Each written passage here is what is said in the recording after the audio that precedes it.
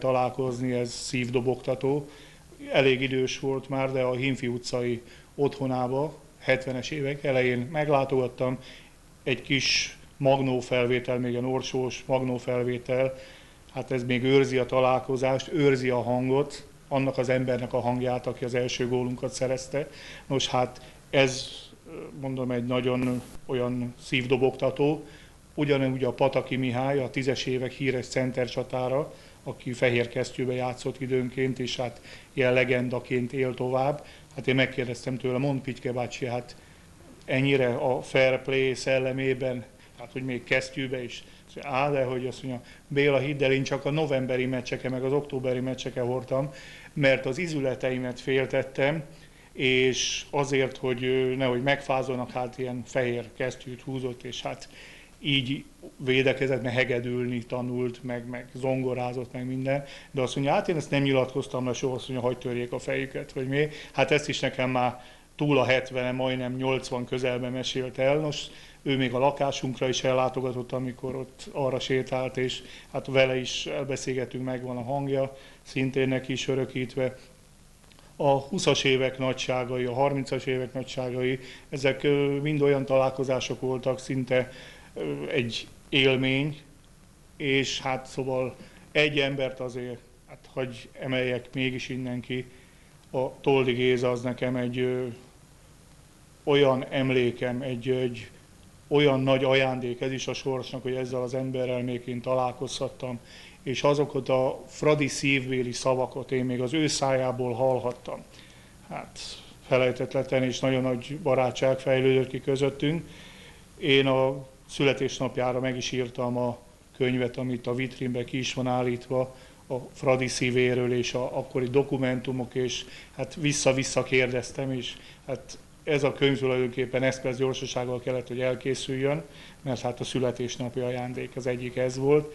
Most Géza bácsi az nem is nagyon bízott abban, hogy az elkészül ez a könyv, de mondtam, hogy ha a nyomdászok is úgy akarják, sikerülni fog, és hát az aranydiploma mellett ez is az egyik nagy ajándék volt neki, és talán lehet, hogy azért is a legkedvesebb könyvem ez a 60-valahányból, mert ő úgy dedikálta, hogy Nagy Béla barátomnak hálával, köszönettel és sírig tartó barátsággal.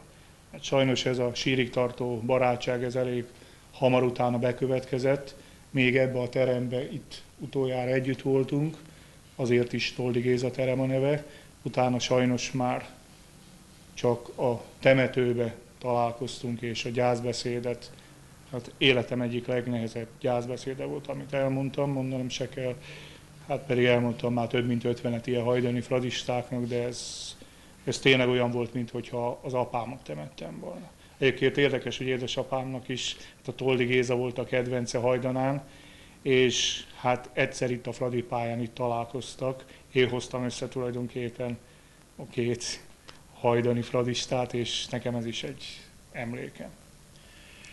Sok szurkoló megkérdezés, megkérdezem én is. Vajon a mostani elanyagiasodott világban, ahol óriási pénzek forognak szerződéskötések körül, a Ferencvárosi Tornaklub játékosának lenni, most ne csak labdarúgásra gondoljuk, szerinted rangot jelent ma is, és igenis megvan még az a Fradi szív klubhoz kötődés, amit sok szurkoló állít, hiszen ők valóban a klubhoz kötődnek, hogy már nincs meg, de a nagy többség azt állítja, hogy még mindig jelent valamit fradistának lenni.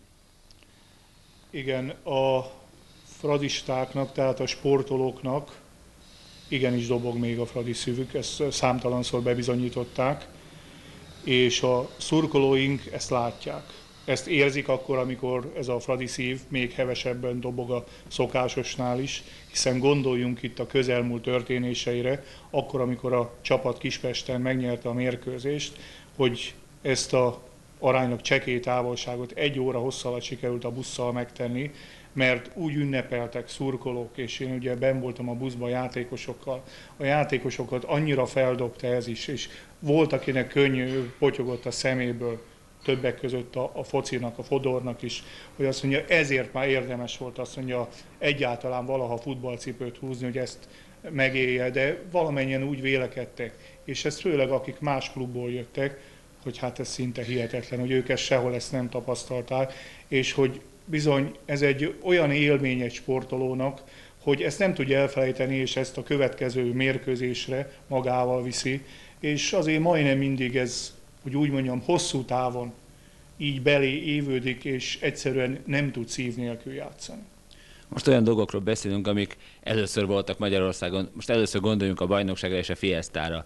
Én magam is nem voltam Diósgyőrbe, és végigkísértük a csapatot Pestig. Ez milyen élmény volt, mert azt hiszem, hogy ez Európa szerte és ritkaság.